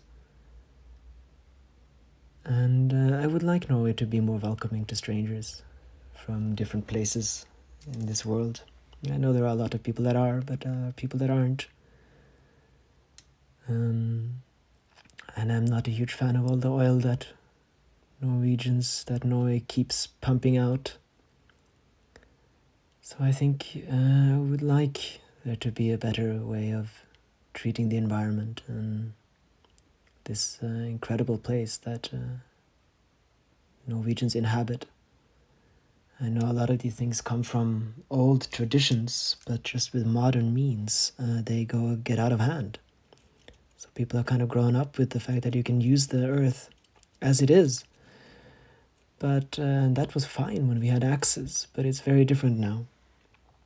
I asked because I want to move to Norway next year and then see maybe some years longer. Well, then my answers are probably not going to be very relevant. So I think what most people probably are going to answer are prices, for instance. Norway is a ludicrously expensive country. But that's actually something I'm in favor for, and there are lots of different political reasons for that. So I think what you'll mostly hear from people are probably the prices, which are incredibly high, but that makes the wages very high too, so you kind of have to work in Norway to really live here well. As a long vacation, you need to save.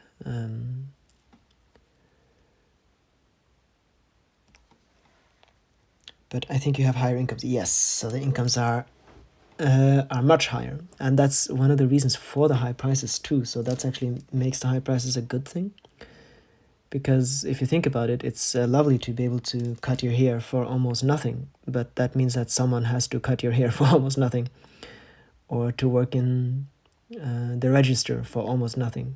So since everything is more expensive, people earn more money, and that's what kind of makes that all right. And I will make a gap year between bachelor and master. All right.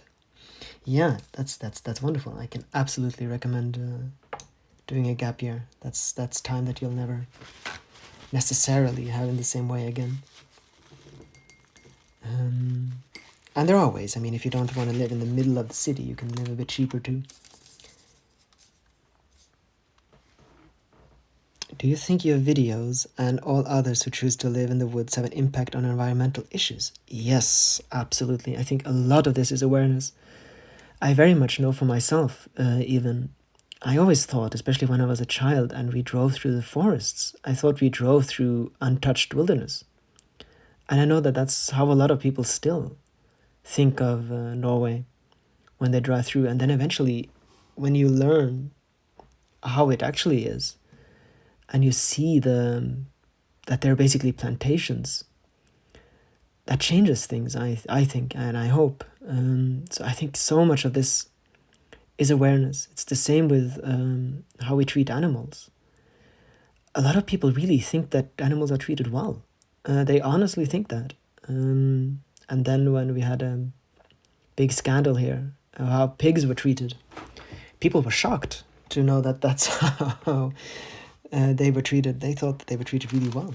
So just seeing it and knowing about it is incredibly important. Compared to Switzerland, all right, no, if compared to Switzerland, that's probably about the same. So if you're used to Swiss prices, you shouldn't be shocked at all. So yeah, I think this has a lot to say. And I know a lot of the people that watch the things that we do live in cities, for instance, as most people here do. And it's just so important to just be aware of these things. That's one thing I want to express with my paintings too. Not the reason, but one of the reasons why I don't paint any animals or anything in is just because I want the focus to be on the nature for its own sake.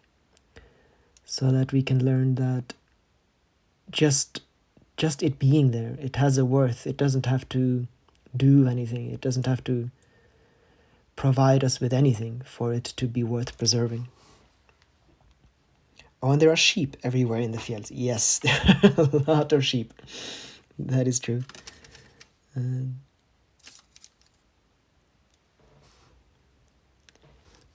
And the way we live too.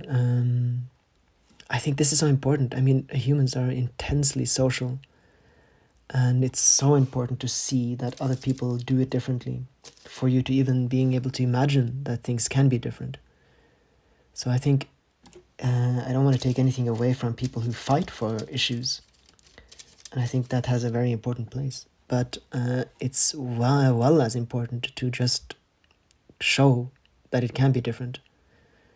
So, for instance, both me and Lynn, I think that we don't necessarily want to be those that are standing on the ramparts and fighting, but rather to show that it's possible to have it differently. And that can have an incredible impact too, and that can reach people that would be put off if it's too much of a fight.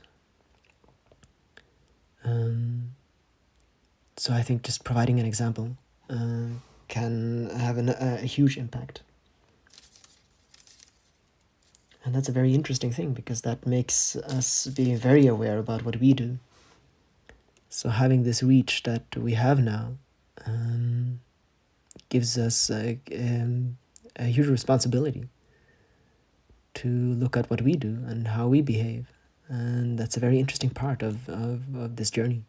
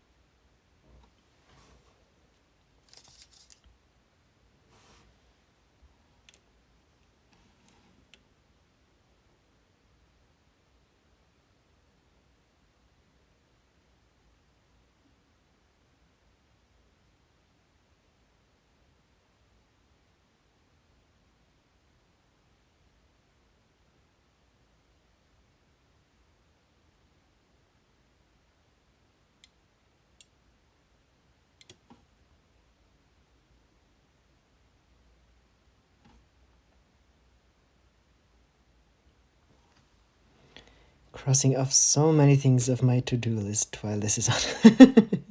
Wonderful. It's good to know that I'm just not just stealing your time, but actually providing some a window for for things that you can cross off to do. That is good. That is very good.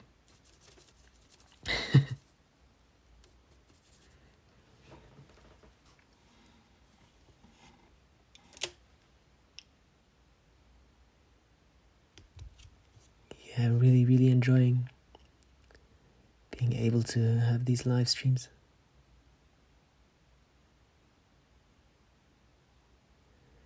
It's quite incredible, just the fact that I'm able to just put this little phone in front of me and suddenly people from all over the world can follow along.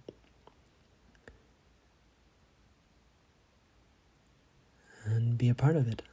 It's just quite magical, really. It's amazing how many meaningful changes can one video, one example make on the world, I agree. Even if you're not fully aware of every impact, like changing someone's life.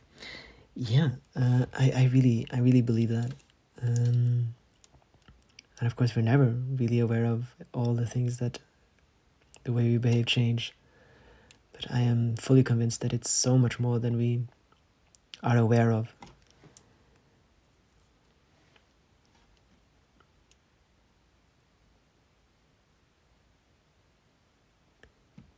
And that really makes you want to be much more mindful about what you do. At least what I do.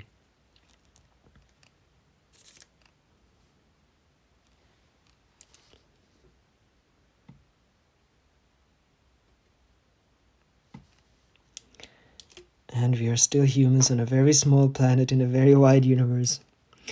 That is true. That always gives me a kind of solace to know that in the end it's not.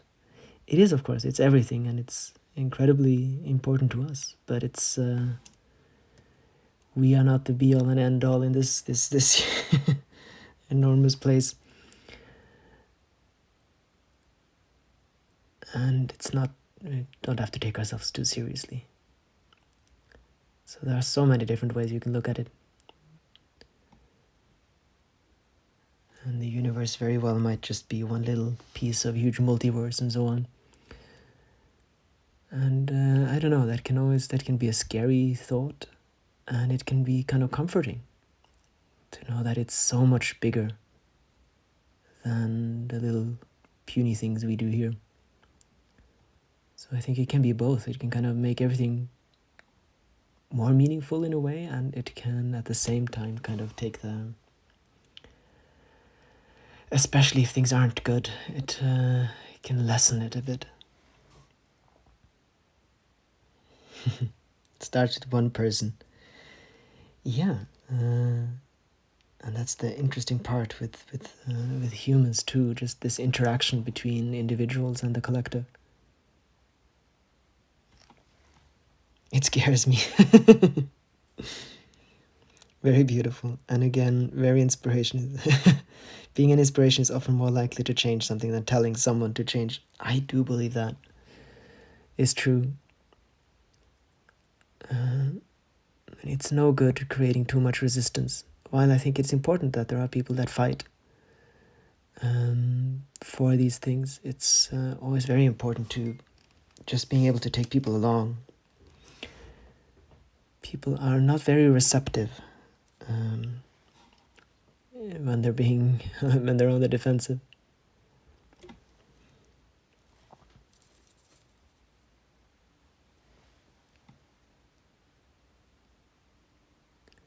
And I really, really hope that we can get a different way of interacting with nature, because it's just such a shame to destroy the little of it we have left.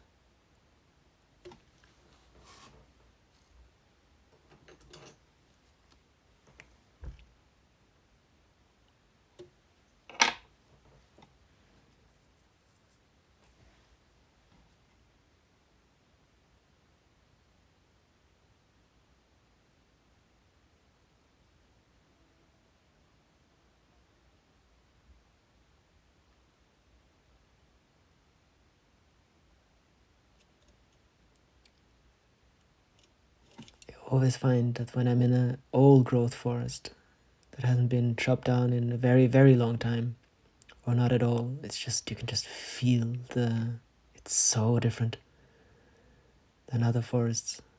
And I would really love for more of those to come back. We are the nature.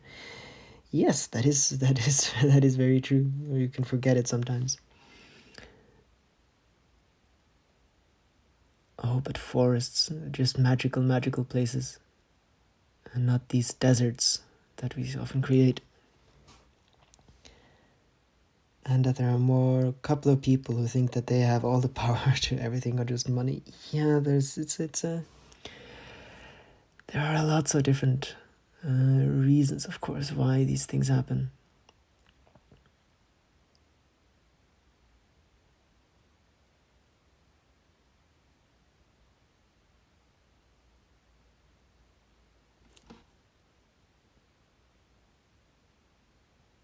But yeah, we can all just do the kind of small things that we can do. And I think showing off just how wonderful it can be is absolutely my little part of it.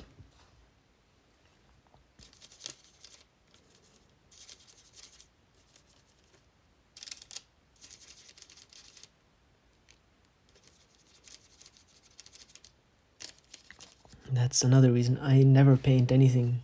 Of course, humans are nature and a part of the natural world, but I prefer to paint nature without any influence whatsoever.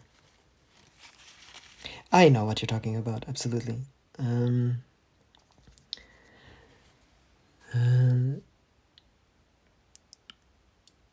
There, it's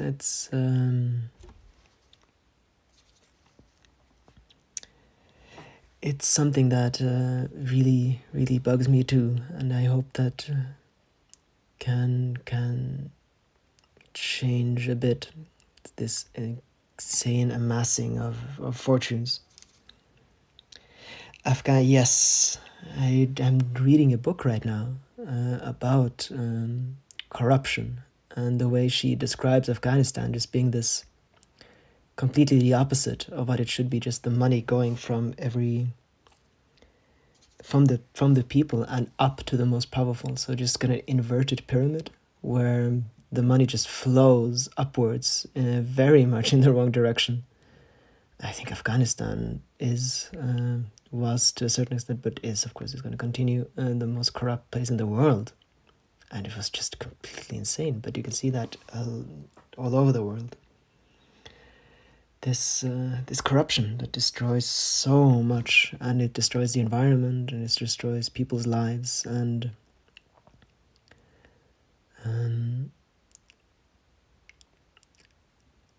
yeah, I just really, really hope that humanity has the capacity to move beyond that, because that kind of the stories that I've read from Afghanistan, the people being stopped 50 times on their way home, when you have to pay at every single little crossroad, and just basically building even a little wall, you have to pay off 10 different people. It's completely shocking the way that country has been run.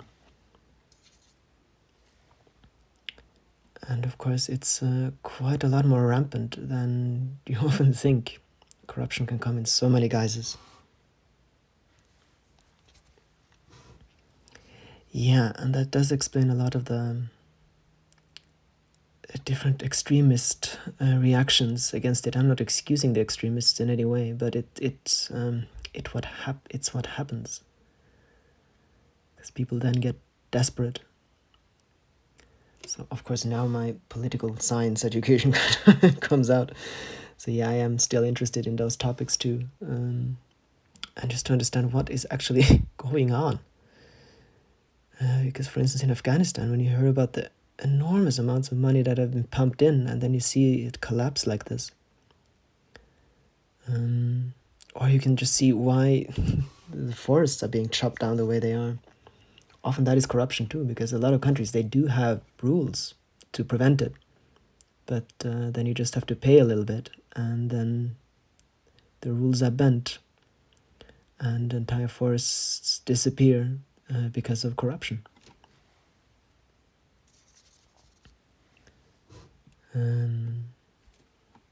Sometimes we need to get a bottom point to start changing our lives. Yeah, I know that. I have been at the bottom point a few times in my life. Sometimes that's kind of... it's a shame that it's like that often, but it does seem that it's necessary sometimes too, because I think humans often don't like change, and you kind of have to be forced into it. And well, let's hope that at least we are nearing the bottom, and the way the planet is being treated, and maybe we can start it can start getting better. Hi, Creative Kunstreise, welcome to the stream. We are talking about a lot of different things in this stream. Right now we landed on corruption and the environment, and we have been going through inspirations and all kinds of different topics. It's always interesting in these live streams where we end up, and what kind of topics we we visit. That's one of the incredible and inspiring and interesting things about these live streams. I always find that we touch upon so many different things, much more than I could have anticipated starting it, and I always appreciate that.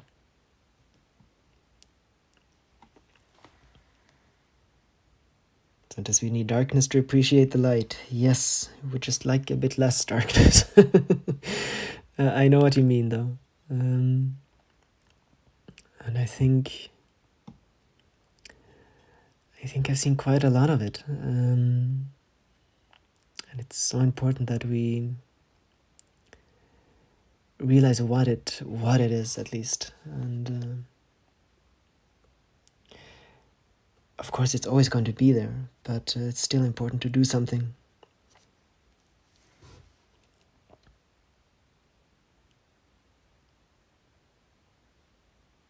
Because I don't want to live in a world without old-growth forests.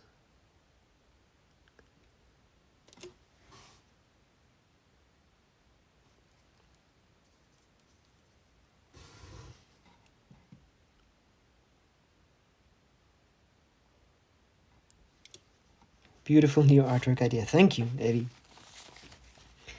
Yeah, I am really pleased with these books. I am so glad that I now can paint oil paintings on something that can actually be used. Because so far I could only paint on porcelain or on glass, on actually useful items. And now I can actually paint oil paintings. Because I've been wanting to paint a lot more oil paintings that I have lately. And now I can. So I'm so glad that we have this new product now, and that I have a reason to paint a lot more paintings.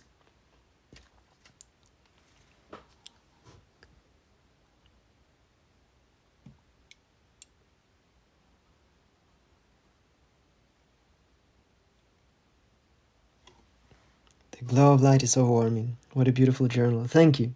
I appreciate that. Yeah, that was a kind of the feeling that I wanted here.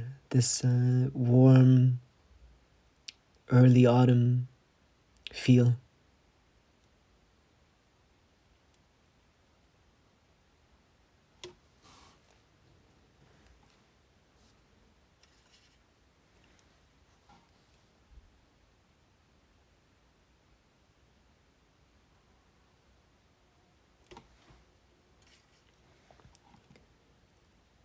Yeah, so this time I had 15 journals, and I think next time I'm going to be buying a lot more.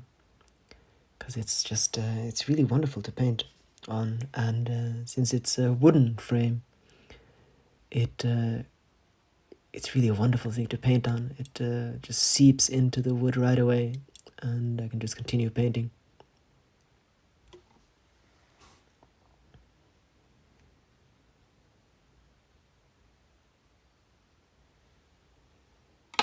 And now maybe some highlights again on the grass, I think. Have to find the right brush here. There we are.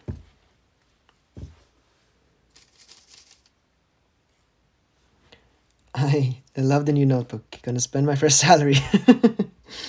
I appreciate that. I'm so glad that you guys think it's a good idea, and it seems to be good. Love seeing the tiny brush details. Oh, that's good. I am glad. Yeah, I often worry that it's too boring, these live streams. But I suppose they can be a form of meditation too.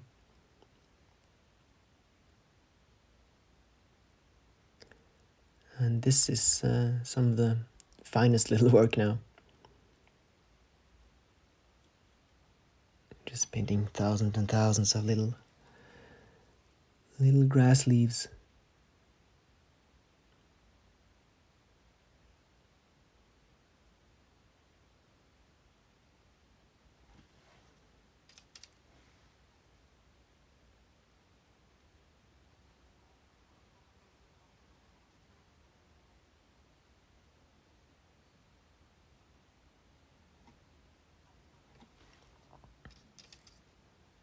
Not boring, okay, please, boring at all. Please forget that. Very well. I shall.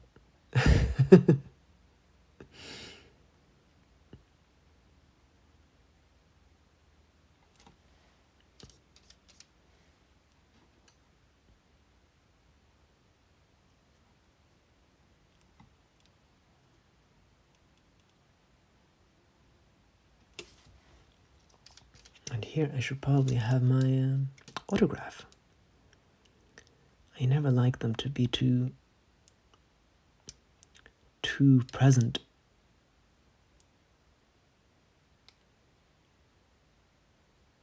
There we are.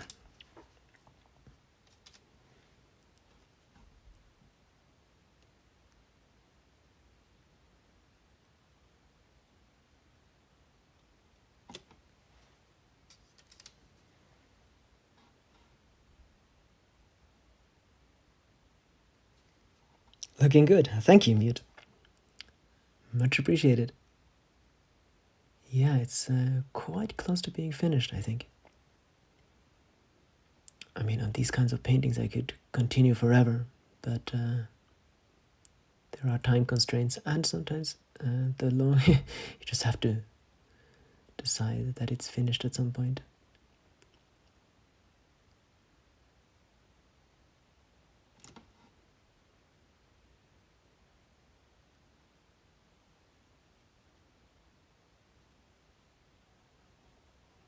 I really enjoy this kind of meditative detail work. I always love it when I get to this stage, because it's just something that I can just let my hand do and just let it flow.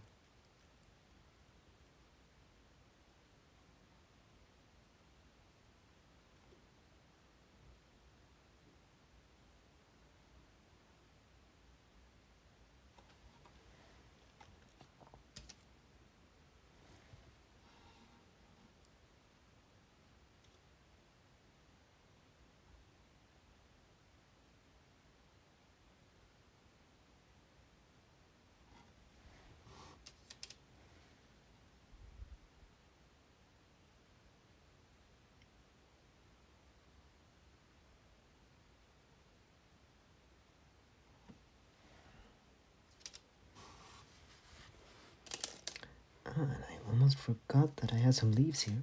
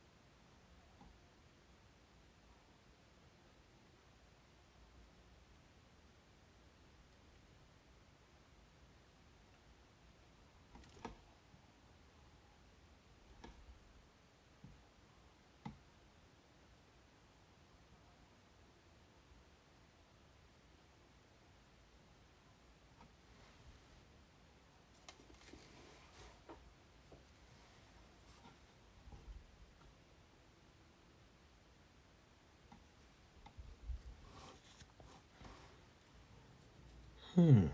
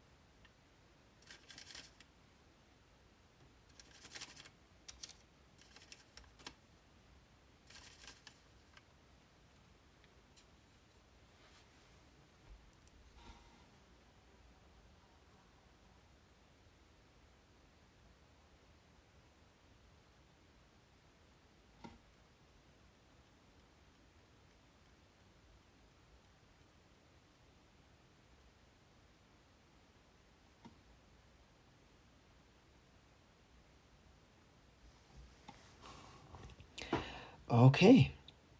I think this, it might not be completely finished, but I think I'm gonna finish up with that. And I'm going to end this for now. So thank you all so much. I am going to put this here and wash my brushes, let everyone have a little chance to say goodbye, so that I'm not just leaving you all too suddenly. I am so glad that you joined me for this live stream. I always really enjoy them, and all of the different topics that we covered, and so on. So yeah, thank you for joining me here, and I hope to see you next time. I might be doing a live stream before we leave, but I'm not sure. So, waving goodbye to Cute Animal Stones. Thank you so much for this stream. Thank you for all of your wonderful questions, and it's always such an enjoyment to be able to do these live streams, and you guys really make it possible. This book is beautiful. Thanks for the productive, calm atmosphere. You're very welcome. Thank you guys for that in return, and for making these streams. Such a joy. I always have such a good time here. Thank you so much. This was so peaceful. Have a lovely weekend from Rahel. Greetings to Lena. I will give your greetings to Lena. Thanks also if I missed the biggest part. I hope to join you next time earlier. Bye bye to Creative Kunstreisen. Yes, next time I will be uploading this to Instagram TV first of all, so you can watch it again, and probably to YouTube too later. So thank you all so much, and see you next time.